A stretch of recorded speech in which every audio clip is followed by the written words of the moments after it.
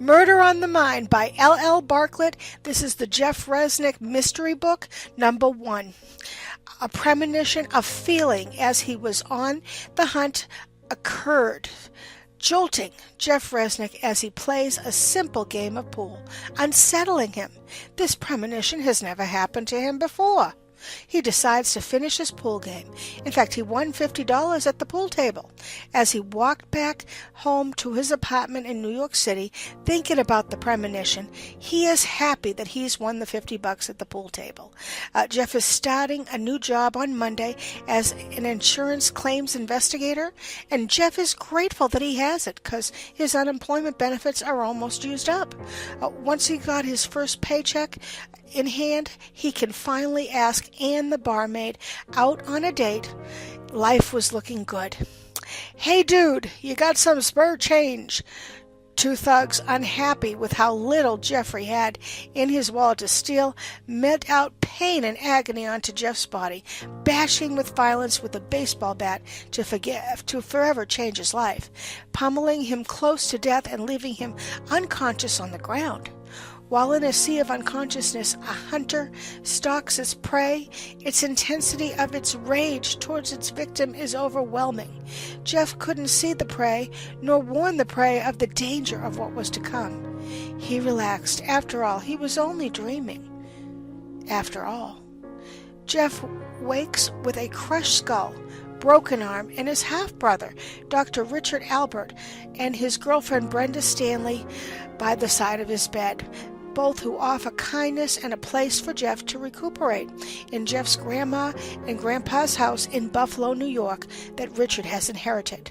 Jeff can now sense things others cannot. He has no explanation, nor how to explain how he knows what he knows. Each experience is stronger than the last, bringing him closer and closer to the mind of the killer. With his half-brother Rich accompanying him as he investigates each clue, Jeff feels the mind of the killer stronger, more desperate than ever. As Rich and Jeff work the murder case together, the two men work on their relationship as brothers, learning to understand the past, trying to mend the family's ties that have been broken, and the murder investigation still deepens around the killer and themselves in an evil web of lies. Now, the author obviously did her homework. The descriptions of the symptoms and the recovery of a head injury were spot on.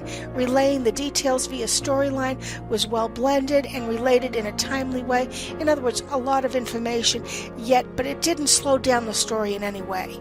I like how Rich and Jeff worked slowly, overcoming many years of misunderstanding and miscommunication, just as in real relationships of brothers do. Now, as the investigation grows more dangerous, Jeff learns to control, live with, and use his gift with morals and character simply because it's the right thing to do. Now, if you love a good mystery with lots of twists and puzzlement, this is the mystery for you. The biggest twist came for me as to whom was the person who was relaying these emotions to Jeff. I thoroughly enjoyed this book. Storyline plot moves seamlessly with plenty of twists to keep you interested. And by the end, you truly did care about the characters. I give this book 5 out of 5 stars. It was a great read. This is the first in 7 books. 8 books of the Jeff Resnick mysteries. Now, I have not read the other 7 books, but I do encourage the reader to explore and find out for themselves if they are good reads. Now, you can get this book at Amazon.com and BarnesandNoble.com, and of course, your local bookseller. Don't just read a book, discover everything about it. Reader Radio.